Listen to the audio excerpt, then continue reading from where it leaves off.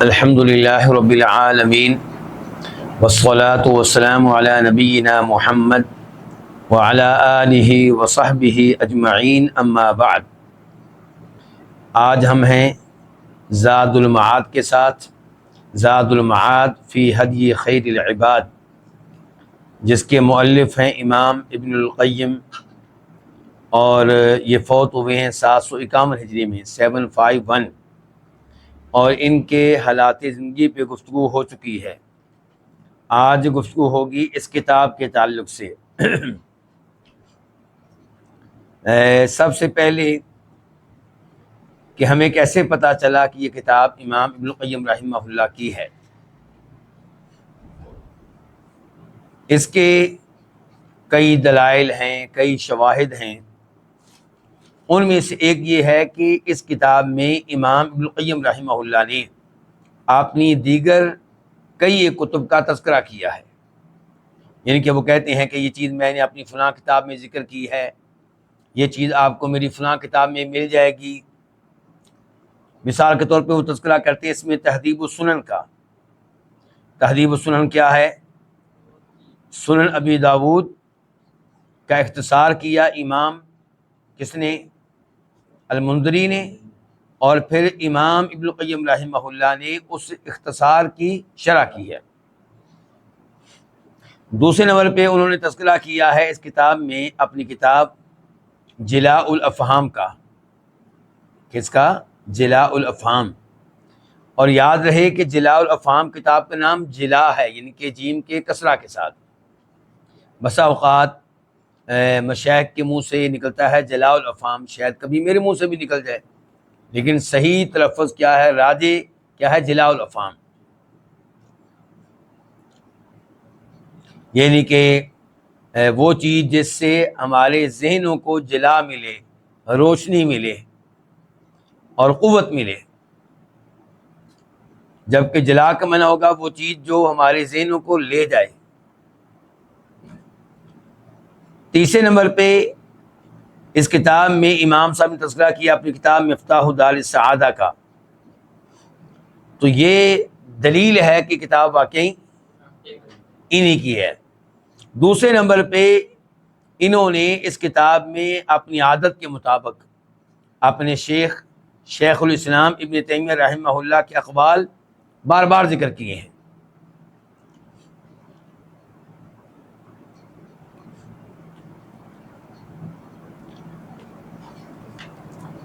اور پھر یہ کہ امام صاحب کی اس کتاب کا تذکرہ بہت سے مورخین نے بھی کیا ہے۔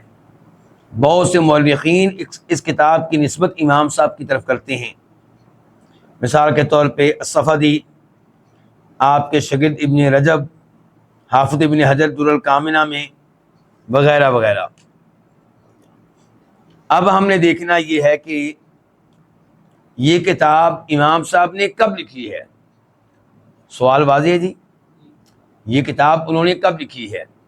کیونکہ یہ پیدا ہوئے ہیں 691 ہجری میں 691، فوت ہوئے ہیں 751 ہجری میں 751۔ تو یہ کتاب کس عرصے میں انہوں نے لکھی ہے؟ یہ سوال ہے۔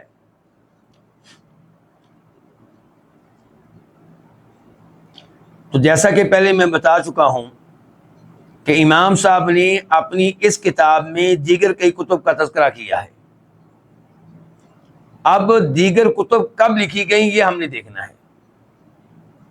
تو باقی کتب کے بارے میں تو ہمیں معلوم نہیں ہو سکا کہ وہ کب لکھی گئیں، لیکن ایک کتاب ان کی ایسی ہے جس کے بارے میں معلومات ملی ہیں کہ وہ کب لکھی گئی، اور وہ ہے تہذیب السنن۔ یہ کتاب امام صاحب نے لکھی تھی 732 ہجری میں 732۔ تو زاد المعاد میں وہ تذکرہ کرتے ہیں تہذیب السنن کا، تو پھر زاد المعاد تہذیب السنن کے بعد لکھی گئی ہوگی کہ پہلے؟ بعد میں۔ اس کا مطلب یہ ہے کہ یہ کتاب 732 کے بعد لکھی گئی ہے 732۔ اور اس سے آپ اندازہ لگائیں علماء کرام کی محنت، کہ وہ کیسے یعنی کہ محنت کر کے اندازہ لگانے کی کوشش کرتے ہیں کہ فلاں امام نے یہ کتاب کب لکھی ہوگی۔ یہ ہو گئی ایک بات۔ دوسری بات یہ ہے کہ امام صاحب نے اس کتاب میں ایک تاریخی واقعے کا تذکرہ کیا ہے، اس واقعے سے بھی پتہ چلتا ہے کہ کتاب آپ نے کب لکھی ہوگی۔ چنانچہ امام صاحب نے ذمیوں کا تذکرہ کیا۔ ذمی کن کو کہتے ہیں؟ وہ کفار جو مسلمان ملک میں رہ رہے ہوتے ہیں اور مسلمان ملک کے ساتھ معاہدہ ہوتا ہے۔ تو اس کتاب میں امام صاحب کہتے ہیں کہ جب نصرانیوں نے، کرسچن نے شام میں مسلمانوں کے گھر اور ان کے اموال کو آگ لگائی، یعنی کہ امام القیم رحمہ اللہ کے زمانے میں، اور انہوں نے وہاں کی سب سے بڑی مسجد اسے بھی جلانا چاہا، بلکہ اس کے مینار کو جلایا، اور اگر اللہ کا فضل و کرم نہ ہوتا تو شاید ساری مسجد جل جاتی۔ کچھ عیسائیوں نے یہ حرکت کی اور باقی عیسائی جو تھے وہ اس پہ خاموش رہے، انہوں نے موافقت کی اور اس پہ راضی رہے، اور انہوں نے اس کی کوئی رپورٹ نہیں دی وقت کے حکمرانوں کو، وقت کی انتظامیہ کو۔ چنانچہ وہاں کی حکومت نے اس معاملے میں علماء سے رابطہ قائم کیا کہ ہم ان لوگوں کے ساتھ کیا سلوک کریں جو اس میں شریک نہیں ہوئے لیکن ان کی تائید حاصل تھی، ان کی خاموشی اس میں موجود تھی۔ تو امام القیم رحمہ اللہ کہتے ہیں کہ میں نے تو یہ فتویٰ دیا کہ ان لوگوں کا عہد ٹوٹ چکا، معاہدہ ختم ہو گیا، ان لوگوں کے ساتھ بھی ہمارا معاہدہ ختم ہوا جنہوں نے یہ حرکت کی، اور ان لوگوں کے ساتھ بھی جنہوں نے کسی بھی شکل میں ان کی مدد کی، اور ایسے وہ لوگ جو اس پہ راضی رہے، مطمئن رہے، خاموش رہے، اور یہ کہ ان سب کو قتل کیا جائے، اور یہاں پہ حکمران کو کوئی اختیار نہیں ہوگا یعنی کہ معاف کر دینے کا۔ کہتے ہیں میں نے تو یہی فتویٰ دیا۔ اچھا، اب جب کتب تاریخ کو کھولا گیا اور ان میں یہ واقعہ تلاش کیا گیا کہ امام القیم رحمہ اللہ کی زندگی میں یہ واقعہ کب پیش آیا، تو پتہ چلا کہ پیش آیا 740 ہجری میں، 740۔ چنانچہ آپ کو یہ واقعہ مل جائے گا ابن کثیر کی کتاب البدایہ والنہایہ میں اور امام ذہبی کی کتاب ذیل العبر میں۔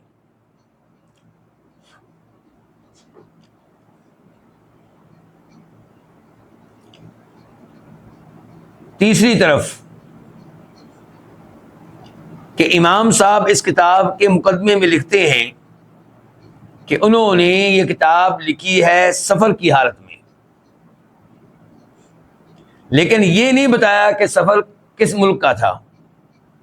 امید ہے کہ حج کا سفر ہوگا، عمرے کا سفر ہوگا، اور 740 کے بعد کا ہوگا، 740 کا۔ امام صاحب کے اپنے شاگرد ابن رجب لکھتے ہیں کہ انہوں نے حج کئی بار کیا ہے۔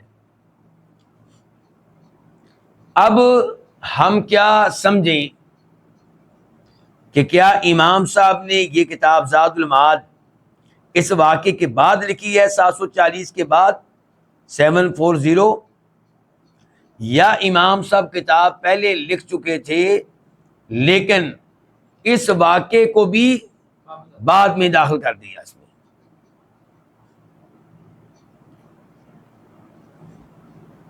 دونوں احتمال موجود ہیں، دونوں احتمال موجود ہیں، لیکن یہ پتہ چل گیا کہ کتاب 740 کے ارد گرد لکھی گئی ہے، جبکہ فوت کب ہوئے امام صاحب؟ 751 میں۔ اس کا مطلب یہ ہے کہ ان کی عمر کتنی ہوگی جب کتاب لکھی ہوگی؟ تقریباً 50 کے قریب، کیونکہ 691 میں پیدا ہوئے نا، 691، اور 40 کے ارد گرد لکھی گئی ہے تو تقریباً بن جائیں گے، اب کہہ سکتے ہیں 40 سے 50 سال کی عمر کے بیچ میں یہ کتاب لکھی گئی ہے۔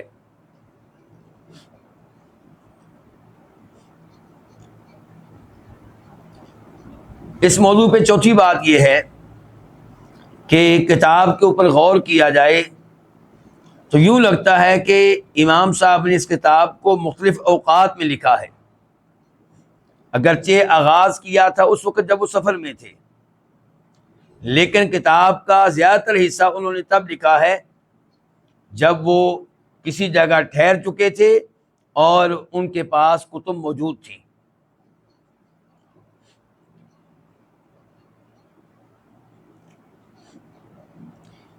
اب ہمارا موضوع یہ ہے کہ اس کتاب کے موضوعات کیا ہیں۔ نمبر 1 اس کتاب میں ہے امام صاحب کا مقدمہ۔ نمبر 2 اس کتاب میں پھر کئی فصلیں ہیں، نبی علیہ السلام کی سیرت اور آپ کے طریقے کے بارے میں، آپ کی سیرت، آپ کا طریقہ لباس کے معاملے میں، کھانے پینے کے معاملے میں، بیویوں کے ساتھ زندگی گزارنے کے معاملے میں،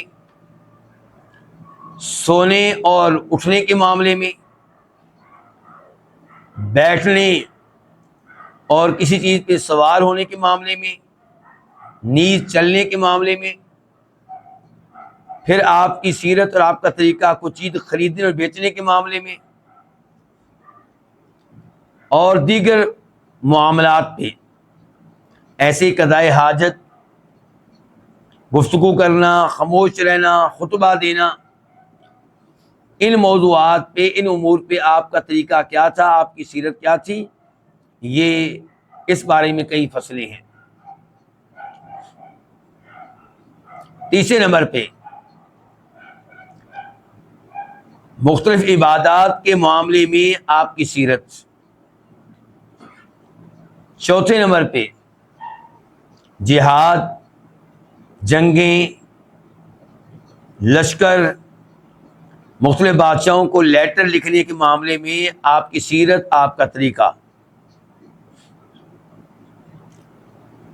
پانچویں نمبر پہ طب، علاج وغیرہ کے معاملے میں آپ کی سیرت، آپ کا طریقہ۔ چھٹے نمبر پہ فیصلہ کرنا اور آپ کے مختلف فیصلے، اس موضوع پہ آپ کا طریقہ اور آپ کی سیرت۔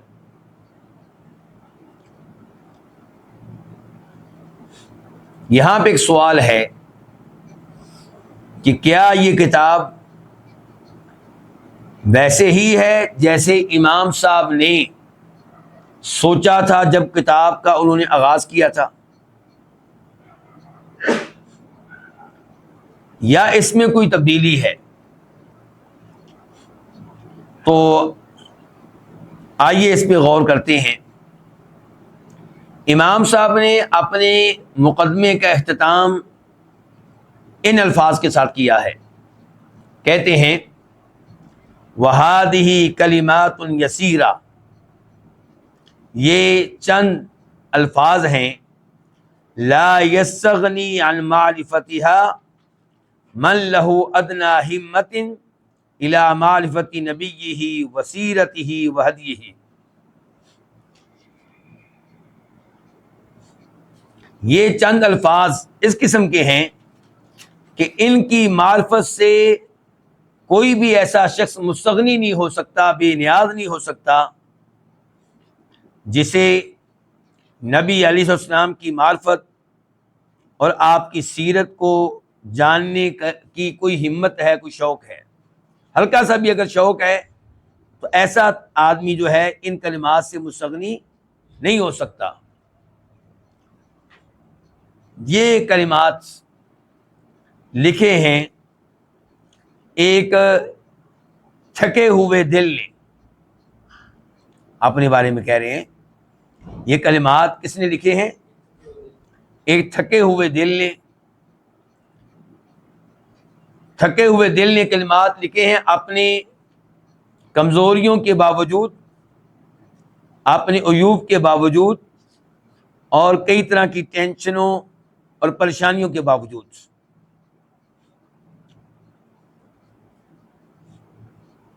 دوسری طرف پونجی بھی حقیر سی. پونجی کون سی؟ پونجی جانتے ہیں؟ پونجی اس مال کو کہتے ہیں جس سے آپ کو چیز خریدتے ہیں. وہ کیا کہا تھا یوسف علیہ السلام کے بھائیوں نے؟ وجئنا ببضاعۃ مزجاۃ، ہم حقیر سی پونجی لے کر آئے ہیں لیکن آپ نے ہمیں مال پورا پورا دینا ہے. وتصدق علینا، بلکہ ہمارے اوپر صدقہ بھی کرنا ہے. تو امام صاحب بڑی عاجزی سے کہہ رہے ہیں کہ میرے پاس پونجی بڑی حقیر سی. کیا مطلب؟ علم.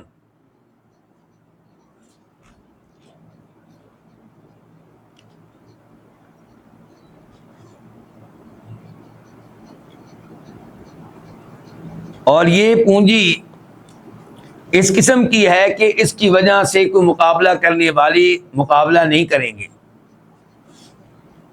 اس کے ساتھ ساتھ یہ بات بھی ذہن میں رہے، کہہ رہے ہیں کہ میں نے یہ کلمات لکھے ہیں سفر کی حالت میں، نہ کہ اپنے شہر کی میں موجودگی کی حالت میں.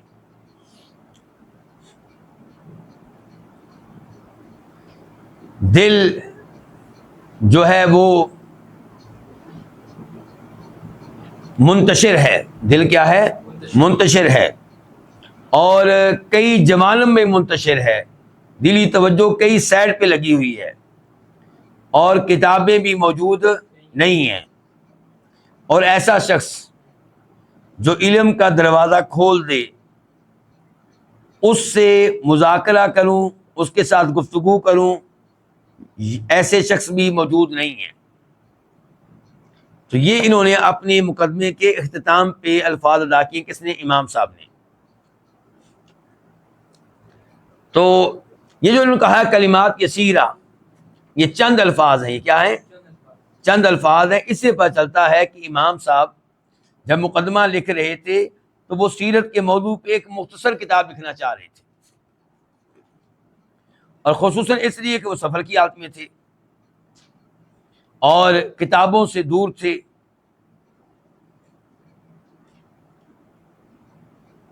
اور یوں لگتا ہے کہ جب انہوں نے اس کتاب کی ابتدائی فصلیں لکھی ہیں تو ان کے پاس چند کتب تھیں. ان میں سے ایک المختصر الکبیر فی سیرت رسول صلی اللہ علیہ وسلم، یہ امام عز الدین ابن جماعہ کی ہے. نمبر 2 القرمانیہ، یہ شیخ الاسلام ابن تیمیہ رحمہ اللہ کی ہے، اور اس کا موضوع نبی علیہ السلام کا لباس، آپ کے جانور اور آپ کے ہتھیار ہیں. تیسرے نمبر پہ امام صاحب نے مونچھیں ہلکی کرنے کے موضوع پہ گفتگو کی ہے. تو یوں لگتا ہے کہ اس معاملے میں انہوں نے امام ابن عبد البر کی کتاب التمہید پہ اعتماد کیا ہے.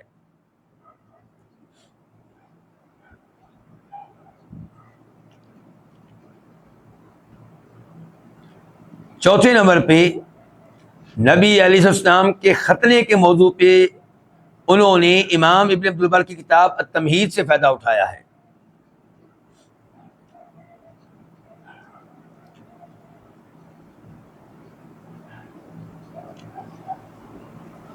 یوں محسوس ہوتا ہے کہ جب امام صاحب کسی جگہ ٹھہر گئے اور کتابیں انہیں میسر آ گئیں تو پھر انہوں نے فیصلہ کیا کہ اس موضوع پہ ذرا وسعت کے ساتھ لکھا جائے.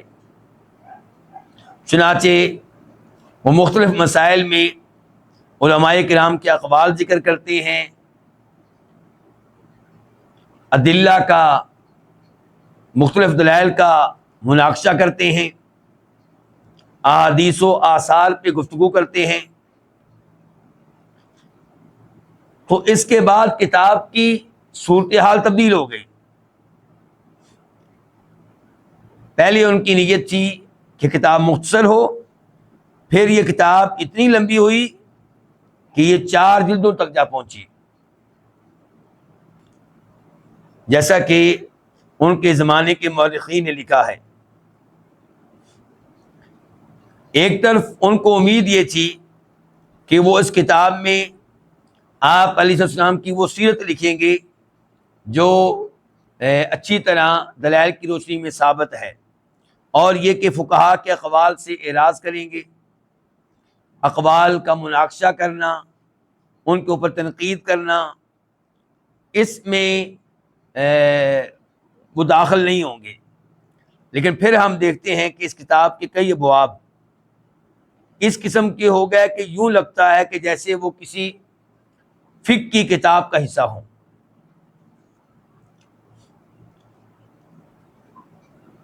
اگر آپ اس کتاب کی طب کے اوپر موضوع ڈالیں گے، نگاہ ڈالیں گے، زاد المعاد میں طب علاج کے موضوع پہ گفتگو ہے، تو وہاں پہ بھی آپ کو پتہ چلے گا کہ جیسے پہلے وہ اختصار کی طرف جا رہے تھے، پھر انہوں نے فیصلہ کیا کہ اس کتاب کو تفصیل سے لکھا جائے۔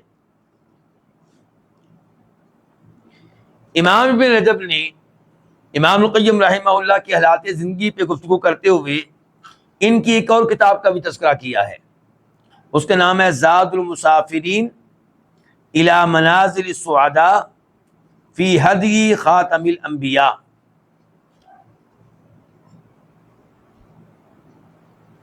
اور اس کتاب کا تذکرہ ابن رجب نے زاد المعاد سے پہلے کیا ہے، اس کے بعد اس کا کیا ہے۔ آپ محسوس کریں گے کہ دونوں کتابوں کے جو عنوان ہیں تقریباً معنی و مفہوم کے لحاظ سے ان میں کوئی فرق نہیں ہے، یوں لگتا ہے کہ دونوں ہی آپ کی سیرت میں ہیں، لیکن دونوں کے سائز میں فرق ہے۔ ابن رجب نے وضاحت کیا کہ زاد المسافرین تو ایک جلد میں ہے، اور پھر کہتے ہیں زاد المعاد 4 جلدوں میں ہے۔ تو اب سوال یہ پیدا ہوگا کہ کیا امام صاحب نے پہلے تفصیلی کتاب لکھی اور بعد میں اس کا اختصار ایک جلد میں کیا، یا پھر انہوں نے پہلے اس کتاب کو مختصر طور پہ لکھا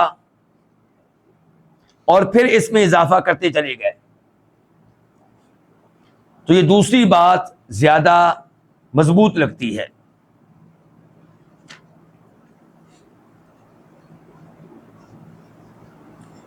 جیسا کہ پہلے گفتگو ہو چکی ہے کہ امام صاحب نے یہ کتاب مختلف اوقات میں لکھی ہے، اور اس میں کئی چیزوں کا اضافہ وہ بعد میں کرتے رہے ہیں، تو اس وجہ سے آپ کو اس کتاب میں کہیں نہ کہیں تکرار نظر آئے گا۔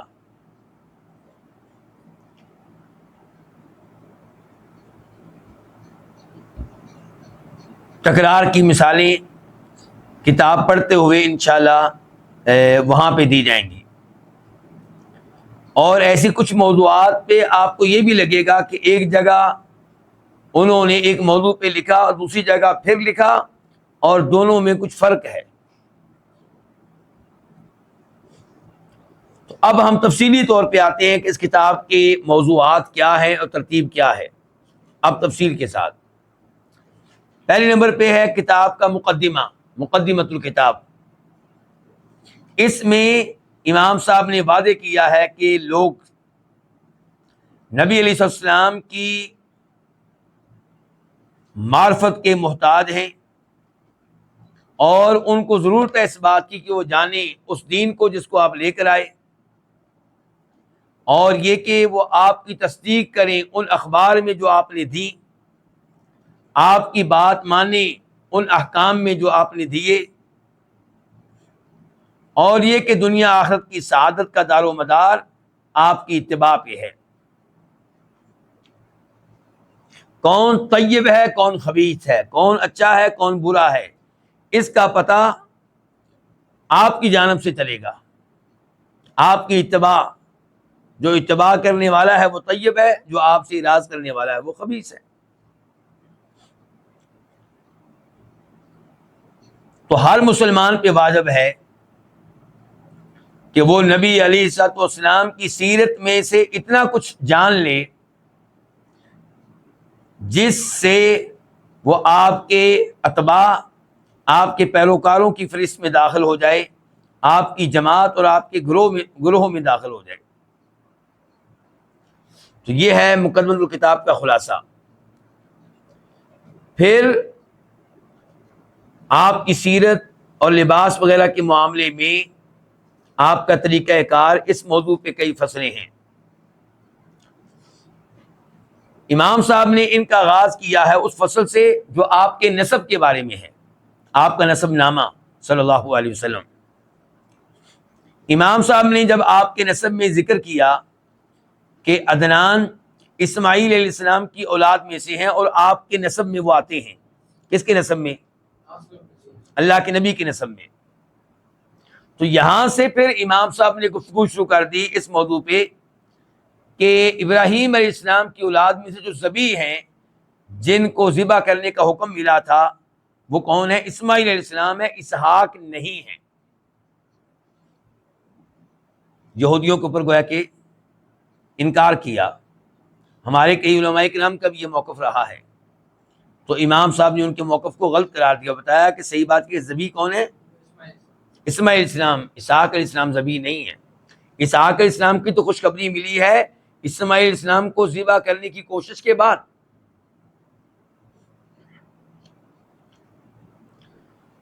اسی فصل میں امام صاحب نے تذکرہ کیا ہے نبی علیہ السلام کی ولادت کا، آپ کے والدین کے فوت ہو جانے کا، اور اس بات کا کہ آپ کی کفالت کس نے کی؟ آپ کے دادا عبد المطلب نے والدین کے فوت ہو جانے کے بعد، اور پھر آپ کے چچا ابو طالب نے۔ امام صاحب نے تذکرہ کیا پھر آپ کے اس سفر کا جو آپ نے اپنے چچا ابو طالب کے ساتھ شام کا کیا تھا، اور پھر تذکرہ کیا آپ کی شادی کا سیدہ خدیجہ سے جب آپ شام کے تجارتی سفر سے واپس آئے، اور تذکرہ کیا آپ کے غار حرا میں چلے جانے کا کہ بار بار جاتے تھے عبادت کے لیے، وہاں کئی راتیں عبادت کرتے رہتے تھے، اور پھر چھٹے نمبر پہ تذکرہ کیا امام صاحب نے آپ کی بعثت کا، آپ کے نبی مقرر کیے جانے کا، اور وحی کے مراتب بھی وہاں پہ بتائے ہیں۔ پھر ایک فصل قائم کی امام صاحب نے آپ کے ختنے کے موضوع پہ، اور ایسے ہی دو فصلیں قائم کی گئیں ان عورتوں کے تعلق سے جو آپ کو دودھ پلاتی رہیں اور جو آپ کو سنبھالتی رہیں۔ پھر دو فصلیں قائم کی امام صاحب نے نبی علیہ الصلوۃ والسلام کے ناموں کے بارے میں اور ان ناموں کے معانی کے بارے میں، مفہوم کے بارے میں۔ ایک فصل قائم کی حبشہ کی طرف جو ہجرت ہوئی تھی اس موضوع پہ، اور بیعت العقبہ کے موضوع پہ، اور مدینہ کی طرف آپ کی ہجرت کے موضوع پہ، اور مسجد نبوی کے بنانے کے موضوع پہ۔ پھر کئی فصلیں قائم کی ہیں، ان میں موضوعات کیا ہیں؟ آپ کی اولاد، آپ کے چچا، آپ کی پھوپھیاں، آپ کی بیویاں، آپ کی لونڈیاں، آپ کے غلام، آپ کی خدمت کرنے والے، آپ کے لیے لکھنے والے، اور آپ کے وہ لیٹر جو آپ نے مسلمانوں کو لکھے، اور آپ کے وہ لیٹر جو آپ نے مختلف بادشاہوں کو لکھے، آپ کے مؤذنین، آپ کے گورنر، آپ کی حفاظت کا اعداد حاصل کرنے والے، آپ کے سیکورٹی گارڈ، اور وہ لوگ جو آپ کی مالی امور کی نگرانی کرتے تھے، اور آپ کے شعراء، آپ کے خطیب، خودی خوانی کرنے والے، آپ کے غزوات، آپ کی جنگیں، آپ کے لشکر، آپ کے ہتھیار، آپ کا دنیاوی ساز و سامان، آپ کے جانور، اور آپ کا لباس۔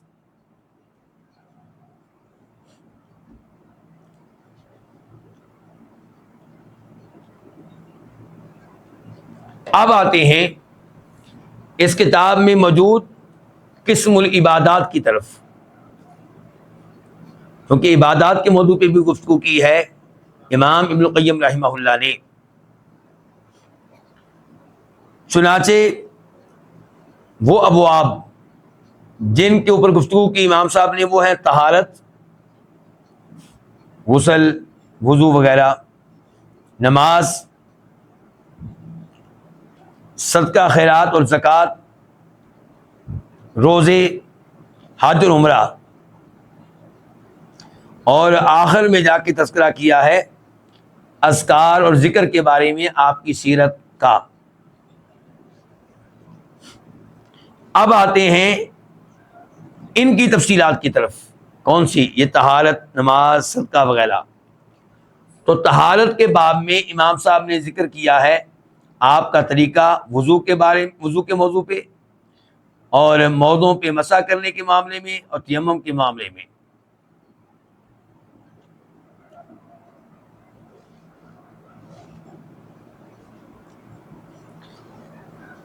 نماز کے موضوع میں باب الصلاۃ میں امام صاحب نے پہلے ذکر کیا ہے آپ کا طریقہ نماز شروع سے لے کے آخر تک، اور اس کے بعد لے کر آئے ہیں آپ کی سیرت، آپ کا طریقہ سجدہ صاف کے بارے میں، نمازوں کے بعد اذکار کے بارے میں اور سترے کے بارے میں۔ پھر آپ کی سیرت، آپ کا طریقہ اس نفلی نماز کے بارے میں جس کو ہم کیا کہتے ہیں؟ رواتب، سنتیں۔ اور پھر قیام اللیل کے بارے میں آپ کی سیرت، وطر کے بارے میں، نماز چاش کے بارے میں، سجدہ شکر کے بارے میں، سجدہ تلاوت کے بارے میں، نماز جمعہ، نماز عیدین، نماز کسوف یعنی کہ سورج کو گرہن لگ جانا، نماز استسقاء بارش کی نماز، سفر میں نماز پڑھنا، قرآن کی تلاوت، ان تمام موضوعات پہ گفتگو کی ہے۔ اور آخر میں جا کے گفتگو کی ہے جنازے کے موضوع پہ، اور وہاں پہ اس موضوع پہ گفتگو کی کہ قبروں کو اونچا کرنا یہ منع ہے، اور قبروں کی زیارت کے موضوع پہ گفتگو کی، اور کسی سے تعزیت کرنا، اظہار افسوس کرنا، اس موضوع پہ گفتگو کی ہے۔ باب الصلاۃ میں جن موضوعات پہ امام صاحب نے تفصیلی گفتگو کی وہ یہ ہیں۔ نمبر 1 کہ سجدہ میں جاتے ہوئے ہاتھوں سے پہلے زمین پہ گھٹنے رکھنا، یہ موقف ہے امام صاحب کا، اگرچہ یہاں پہ ہم امام صاحب کا ساتھ نہیں دے سکیں گے، شاید ہماری راہیں ان سے جدا ہو جائیں، کیونکہ انشاءاللہ راجع یہ ہے کہ سجدہ میں جاتے ہوئے پہلے کیا رکھیں گے؟ آپ ہاتھ رکھیں گے۔ نمبر 2 وہ موضوعات جن پہ کھل کے گفتگو کی امام صاحب نے، وہ ہے فجر کی نماز میں دعائے قنوت کرنا۔ شاید آپ کو معلوم ہوگا کہ شافعی لوگ ہر نماز فجر میں دعائے قنوت کرتے ہیں۔ نمبر 3 وہ موضوع جن کے اوپر تفصیلی گفتگو کی امام صاحب نے، وہ ہے یوم جمعہ والے دن کے خصائص، خصوصیات۔ چنانچہ امام صاحب نے 33 خصوصیات ذکر کی ہیں، کس کی؟ یوم جمعہ کی۔ چوتھے نمبر پہ وہ موضوع جس کے اوپر انہوں نے تفصیل سے گفتگو کی ہے وہ یہ کہ جمعہ کے دن وہ گھڑی جس میں دعائیں قبول ہوتی ہیں وہ کون سی ہے۔ ابھی موضوعات میں بیان کرتا رہوں گا، لیکن آپ کو کیا لگ رہا ہے یہ کتاب پھر مفید ہوگی کہ غیر مفید؟ کافی مفید ہوگی، بہت اچھے اچھے موضوعات ہمیں یہاں سیکھنے کا موقع ملے گا۔ پھر امام صاحب نے باب قائم کیا ہے عبادات کے ضمن میں، باب الصدقۃ والزکاۃ، صدقہ خیرات کے بارے میں اور زکوٰۃ کے بارے میں۔ اس میں سب سے پہلے انہوں نے وہ حکمتیں بیان کی ہیں جو حکمتیں مضمر ہیں زکوٰۃ کا نظام پیش کرنے میں۔ اسلام نے زکوٰۃ کا نظام پیش کیا، اس میں کیا حکمت ہے، کیا فوائد ہیں، اور پھر یہ کہ آپ کا کیا طریقہ تھا زکوٰۃ کی تقسیم کے بارے میں، اور ان لوگوں کو دینے کے بارے میں جو ان کے حقدار ہوتے تھے۔ آپ علیہ الصلوۃ والسلام کا زکوٰۃ دینے والے کو اس بات سے منع کرنا کہ وہ اس چیز کو خریدے جس کو وہ صدقہ کر چکا ہے۔ جس چیز کو آپ نے اللہ کی راہ میں صدقہ کر دیا ہے اس کو آپ خرید بھی نہیں سکتے، چاہے جائے کہ آپ ویسے واپس لے لیں۔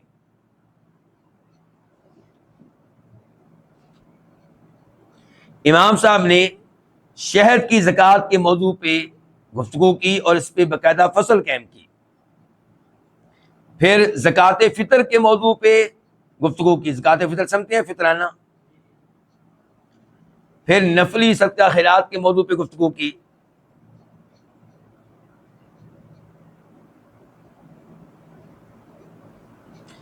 اور یہ بھی بتایا کہ صدقہ جو ہے سینے کے کھل جانے کے اسباب میں سے ایک عظیم سبب کیا ہے؟ صدقہ خیرات کرنا. وہ کیا کہتے ہیں؟ رب اشرح لی، میرے لیے میرا سینہ کھول دے. موسیٰ علیہ السلام نے دعا کی تھی. تو سینہ کیسے کھلتا ہے اس کے اسباب ذکر کیے اور بتایا کہ صدقہ بھی ان عظیم اسباب میں سے ایک ہے جس کی وجہ سے آپ کا سینہ کھل جائے گا. پھر امام صاحب نے باب الصیام قائم کیا روزوں کے بارے میں.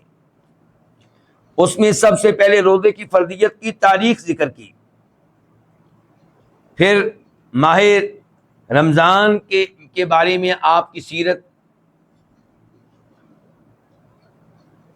اور یہ کہ رمضان کے روزوں کا آغاز تبھی کیا جائے گا جب آپ اپنی آنکھوں سے چاند کو دیکھ لیں یا آپ کو یقینی شہادت مل جائے، گواہی مل جائے. امام صاحب نے اس موضوع پہ بھی گفتگو کی کہ اگر شعبان کے آخری دن، اور تاریخ ہے شعبان کی کون سی؟ 29 اس دن بادل ہوں اور پتہ نہ چل سکے کہ چاند طلوع ہوا ہے کہ نہیں ہوا، تو اگلے دن روزہ رکھیں گے یا نہیں رکھیں گے؟ اس موضوع پہ گفتگو کی ہے. اور پھر آپ کی سیرت روزہ افطار کرنے کے معاملے میں، سفر میں روزہ رکھنے کے معاملے میں آپ کی سیرت، جنابت کی حالت میں روزہ رکھنے کے معاملے میں آپ کی سیرت، اور وہ چیزیں جن سے روزہ ٹوٹ جاتا ہے، اور نفلی روزے کے موضوع پہ گفتگو، یوم عاشوراء کے روزے کے بارے میں گفتگو، اور یہ کہ حاجی یوم عرفات کو جب عرفات میں ہوگا تو روزہ نہیں رکھے گا، اس موضوع پہ گفتگو.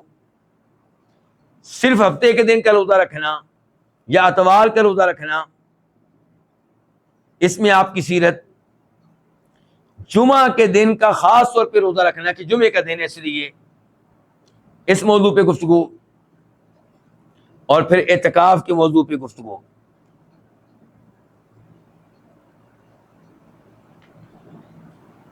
اس کے بعد باب قائم کیا باب الحج والعمرہ.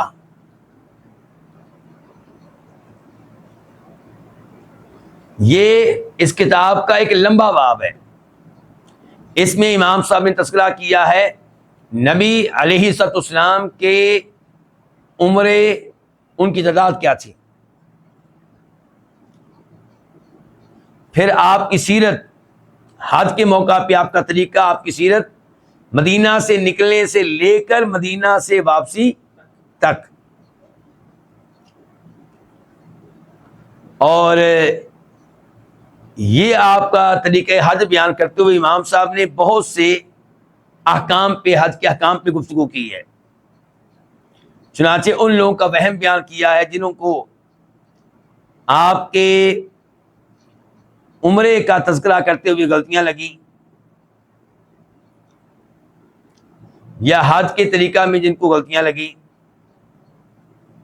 اور پھر امام صاحب نے ایک لمبی فصل قائم کی ہے، لمبی گفتگو کی ہے کس موضوع پہ؟ حج کو عمرے میں تبدیل کرنے کے موضوع پہ.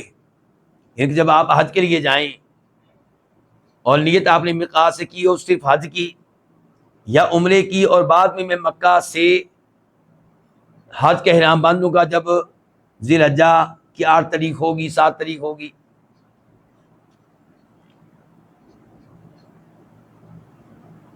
لیکن اللہ کے نبی علیہ السلام کی حدیث سے معلوم ہوتا ہے کہ ایسے شخص کو چاہیے کہ وہ حج کی نیت کو کس میں تبدیل کرے؟ عمرے میں. اور عمرہ کر کے کیا کرے؟ احرام کھول دے.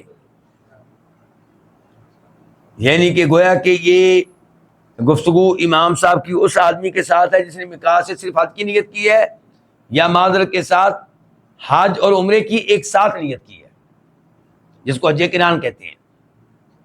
جس نے حج تمتع کی نیت کی اس میں کوئی اشکال ہی نہیں ہے. تو جو حج افراد کی نیت کری میقات سے یا حج قران کی حج عمرہ ایک ساتھ، تو اس سے شریعت کا مطالبہ ہے کہ مکہ پہنچ کے یا مکہ پہنچنے سے پہلے نیت تبدیل کرو، اور اپنی نیت کو کس میں تبدیل کر دو؟ عمرے میں. پہلے عمرہ کرو اور عمرے سے احرام کھولنے کے بعد پھر حج کرنا، یعنی کہ حج تمتع کرو. شریعت کہتی ہے آپ کیا حج افراد کی بجائے کیا کریں؟ حج تمتع. حج قران کی بجائے کیا کریں؟ حج تمتع. اس موضوع پہ لمبی گفتگو کی امام صاحب نے. پھر امام صاحب نے ایک باب قائم کیا ہے آپ کی طریقہ، آپ کی سیرت قربانی کے موضوع پہ، قربانی کے جانور قربانی کے موضوع پہ، عقیقہ کے موضوع پہ. اور اختتام کیا امام صاحب نے ان الفاظ سے جن الفاظ سے بچنا چاہیے، جن الفاظ کی ادائیگی سے بچنا چاہیے.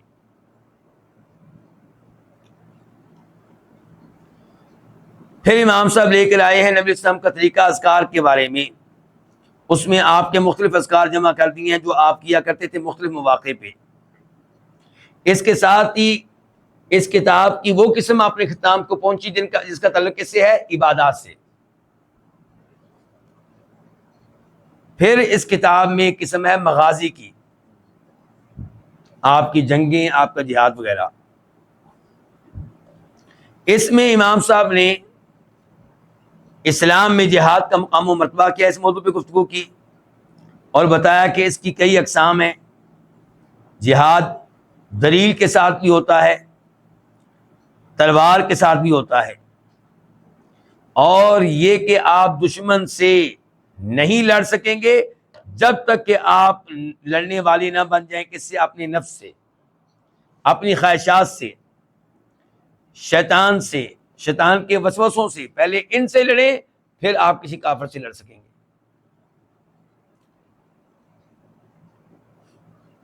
پھر امام صاحب نے اس جہاد کا تذکرہ کیا جو آپ کرتے رہے اپنی نبوت کے آغاز سے، اور وہ کیا تھا؟ بالقرآن، جہاد بالقرآن. جیسا کہ اللہ نے کہا وجاہدہم بہ جہادا کبیرا، آپ اس قرآن کے ذریعے ان سے جہاد کریں، بڑا جہاد. چنانچہ آپ کو آپ کی قوم نے تکلیفیں دی، آپ کے اوپر ایمان لانے والوں کو آپ کی قوم نے تکلیفیں دی، حتیٰ کہ وہ لوگ مجبور ہوئے ہجرت کرنے پہ حبشہ کی طرف، اور اللہ نے اپنے نبی کو مدینہ کی جانب ہجرت کرنے کی اجازت دی. پھر آپ پہ لڑائی فرض کی گئی. پھر امام صاحب نے احادیث ذکر کی ہیں جہاد کی فضیلت کے موضوع پہ، ترغیب کے موضوع پہ، اور شہادت مل جائے اس موضوع پہ. پھر آپ کا طریقہ جہاد میں لڑنے میں، مال غنیمت کی تقسیم میں، اور یہ کہ آپ کا سختی کرنا اس آدمی پہ جو مال غنیمت میں خیانت کرے، اور قیدیوں کے معاملے میں آپ کی سیرت کیا تھی جو قیدی پکڑ لیے جاتے تھے کفار کے.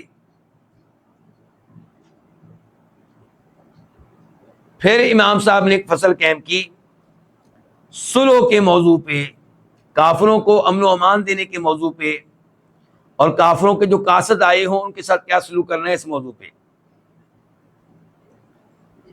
جزیہ کے موضوع پہ گفتگو کی ہے. یہودیوں کے مدینہ میں رہنے والے قبائل کے اوپر گفتگو کی ہے کہ کیسے کیسے وہ مسلمانوں کے ساتھ عہد شکنی کرتے رہے اور کیسے نبی اسلام نے ان کو جلا وطن کیا. پھر تذکرہ کیا آپ کی اصولوں کا جو قریشیوں کے ساتھ ہوئی، اور آپ کی اصولوں کا جو اہل خیبر کے ساتھ یہودیوں کے ساتھ ہوئی. پھر ایک فصل قائم کی امام صاحب نے جس میں آپ کے غزوات کا تذکرہ، آپ کی جنگوں کا، آپ کے لشکروں کا. پھر ایک فصل قائم کی امام صاحب نے عربوں کے ان وفود کے بارے میں جو نبی اسلام کی طرف آتے رہے آپ کے تبوک سے واپس آ جانے کے بعد.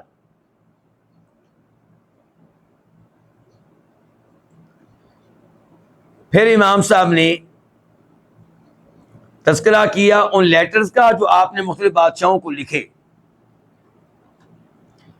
اس کے ساتھ ہی یہ قسم اپنے اختتام کو پہنچی. کون سی قسم؟ قسم المغازی.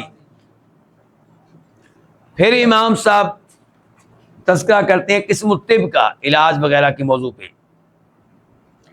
اس کے مقدمے میں امام صاحب نے ذکر کیا کہ بیماریاں دو طرح کی ہیں، ایک دلی بیماریاں اور ایک جسمانی بیماریاں، اور یہ کہ دونوں کا تذکرہ قرآن میں آیا ہے، اور قرآن نے علاج کے اصول ذکر کیے ہیں، اور نبی علیہ السلام کا طریقہ علاج سب سے بہتر ہے. پھر امام صاحب نے بتایا کہ آپ کا طریقہ یہ تھا کہ آپ علاج کرتے تھے، یعنی کہ آپ ایسے نہیں تھے کہ آپ کہنے جی میں علاج نہیں کروں گا کیونکہ میرا اللہ پہ توکل ہے. نہیں، آپ علاج اختیار کرتے تھے اور علاج کا حکم بھی دیتے تھے اپنے گھر والوں کو اور اپنے صحابہ کرام کو. امام صاحب نے اس حدیث پہ بھی گفتگو کی کہ اللہ نے کوئی بیماری نہیں اتاری مگر اس کی شفا اتاری ہے.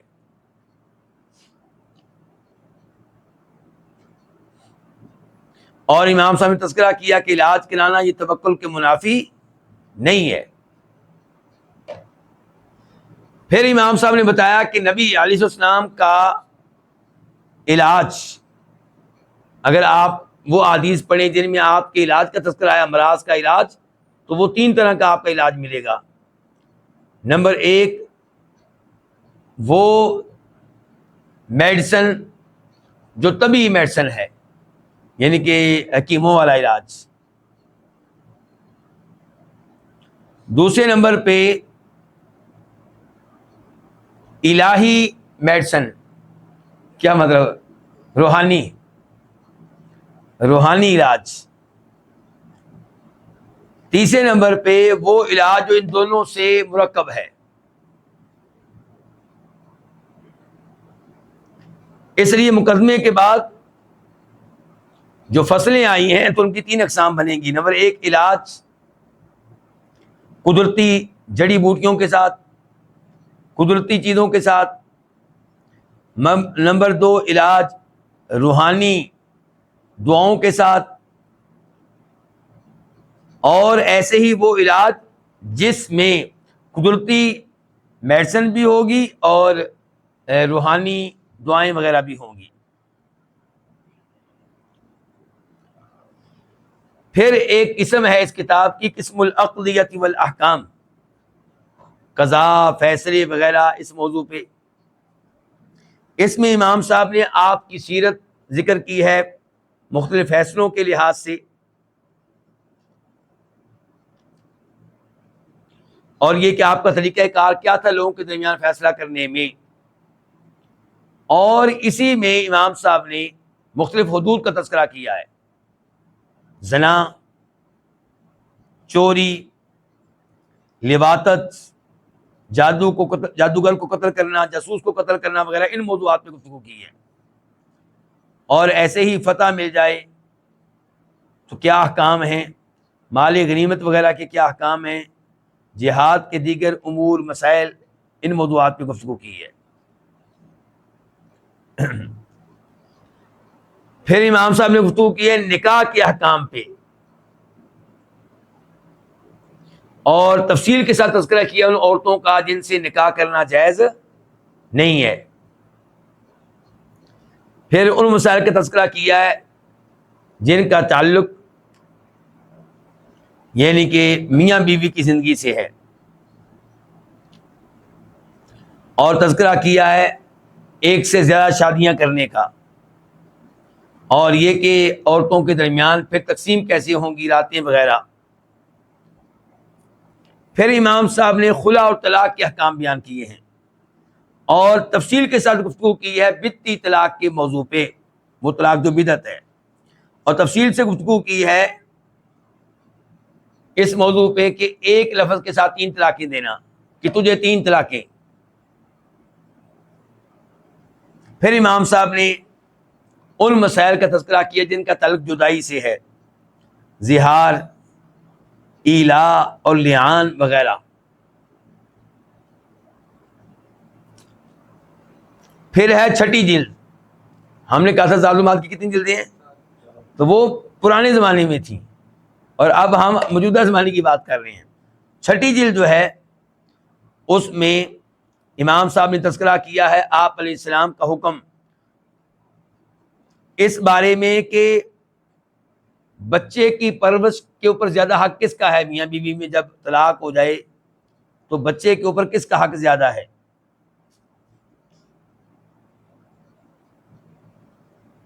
اور پھر آپ کے احکام بیویوں کے اوپر خرچ کرنے کے موضوع پہ،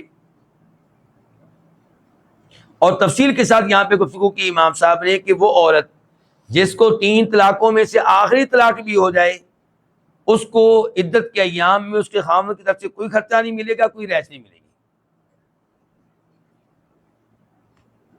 چنانچہ یہاں پہ انہوں نے فاطمہ بنت قیس والی حدیث کا دفاع کیا ہے اور ان لوگوں کا رد کیا ہے جنہوں نے اس حدیث کو قبول نہیں کیا یا اس کی تعویلیں کی ہیں.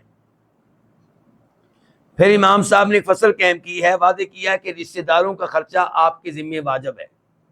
تو کون سے رشتہ دار ہیں جن کا خرچہ آپ کے ذمہ واجب ہے؟ پھر رضاعت کے تعلق سے آپ علیہ السلام کے احکام. رضاعت سے مراد کیا ہے؟ کسی عورت کا کسی بچے کو دودھ پلانا. کون سی رضاعت سے حرمت ثابت ہوگی، کون سی رضاعت سے حرمت ثابت نہیں ہوگی، کتنی بار دودھ پینے سے رضاعت ثابت ہوگی، بڑے آدمی کا دودھ پی لینے کا کیا حکم ہے، بڑے آدمی کا دودھ پی لینا کسی عورت کا، اس کا کیا حکم ہے.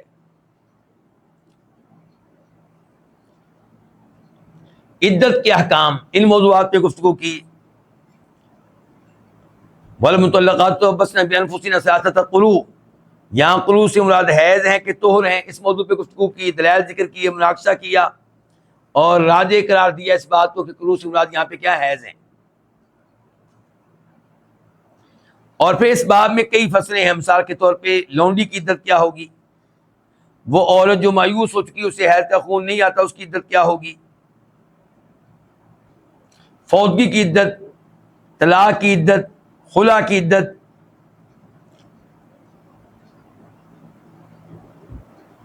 اور یہ کہ جس عورت کا خاوند فوت ہوا ہے وہ عدت کے ایام اسی گھر میں گزارے گی جہاں اس کا خاوند فوت ہوا تھا.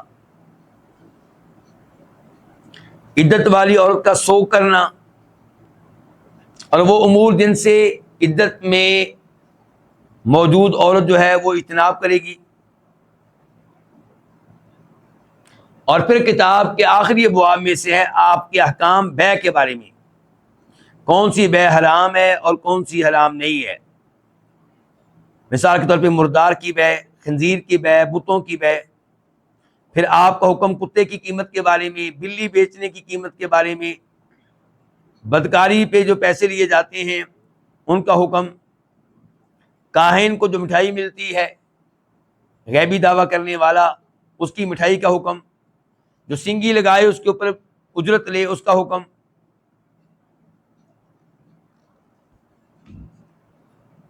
اور پھر اس قسم کا اختتام کیا ہے ایک فصل کے ساتھ جس میں بیع الغرر کا تذکرہ ہے.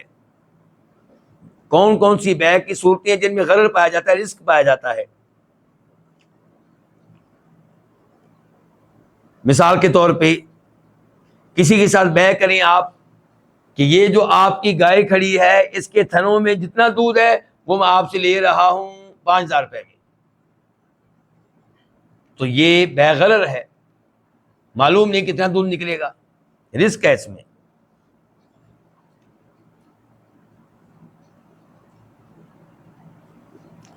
پھر گفتگو کی ہے کہ بکریاں موجود ہیں، مینڈے موجود ہے، بھیڑ موجود ہے، اس کے اوپر جو اون ہے وہ بیچ دینا کاٹنے سے پہلے ہی، اس کا حکم. اور اس فصل کے ساتھ ہی کتاب اپنے اختتام کو پہنچتی ہے. تو یہ تھا اس کتاب کا تعارف کہ اس کتاب میں کون کون سی موضوعات ہمیں پڑھنے کا موقع ملے گا. اور بھی کئی ایسے موضوعات ہیں جن کے اوپر گفتگو ہو جانی چاہیے اس کتاب کا آغاز کرنے سے پہلے، لیکن شاید ان موضوعات کی طرف ہم جائیں گے تو پھر گفتگو بہت لمبی ہو جائے گی. امید یہی ہے کہ آئندہ ہفتے انشاءاللہ ہم باقاعدہ کتاب کا آغاز کر دیں گے. اللہ تعالی ہمیں یہ کتاب پڑھنے کی توفیق دے اور ہر معاملے میں نبی علیہ السلام کی سیرت کو جاننے کی توفیق دے اور اس پہ عمل کرنے کی توفیق دے. وآخر دعوانا الحمد للہ رب العالمین۔